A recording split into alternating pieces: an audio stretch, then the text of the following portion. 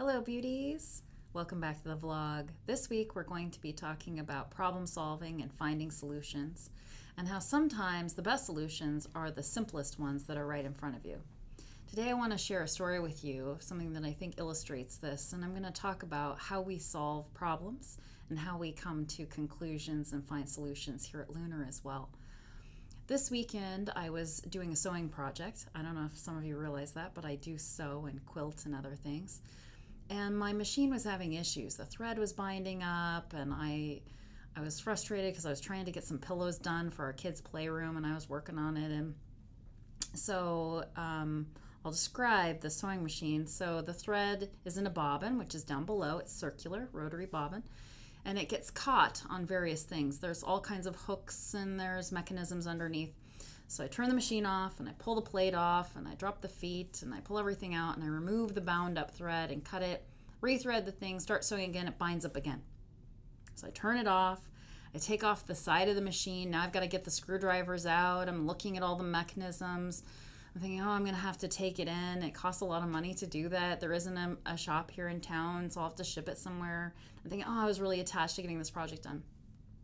But anyway, I take all the thread out again, and I close it back up, and I re-screw everything back into place, and I sew again, and it still doesn't work. I think, okay, well, I probably have a burr on the hook or something. So I get out my little sandpaper, and I'm sanding it down, and I'm doing all this stuff, and it still doesn't work. And I'm thinking, oh my gosh, like, what could it be?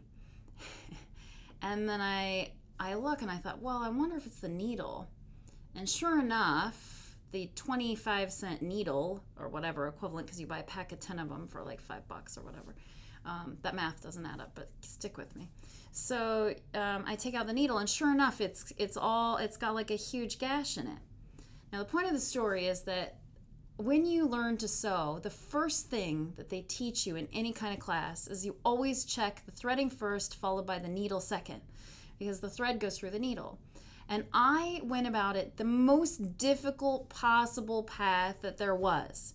I checked the gears, I checked the hooks, I checked the electronics, I took parts of the machine off, I cleaned it, I did all these other things when it was the simplest path forward. It was the needle.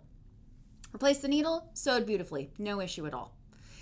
So the moral of this story is that in business, we do the same thing a lot of the times. We look at all the wrong stuff, all the things that we think it might be, we guess at it. We spend a lot of time trying to fix things when really, if it's the equivalent in our business, is maybe you just need to restart your machine.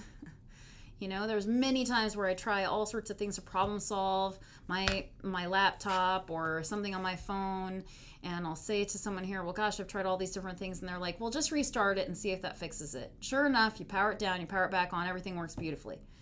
And sometimes it is the simplest path forward, and the thing that we think, well, that couldn't possibly be it because it's too simple. You know what I mean? How could that really be our goal, or how could that be our solution, or why would that be our strategy? It's just too simple. But as one of my mentors said to me a long time ago, simple things are not necessarily easy. And you have to have the knowledge and the understanding and the confidence that the simple thing that you found is the right thing. And to start there first, that first things first matter. So this week we're going to talk about a number of situations that I've been in where I often do the most complicated, difficult path forward first, only to realize that it was a simple thing like repairing the needle.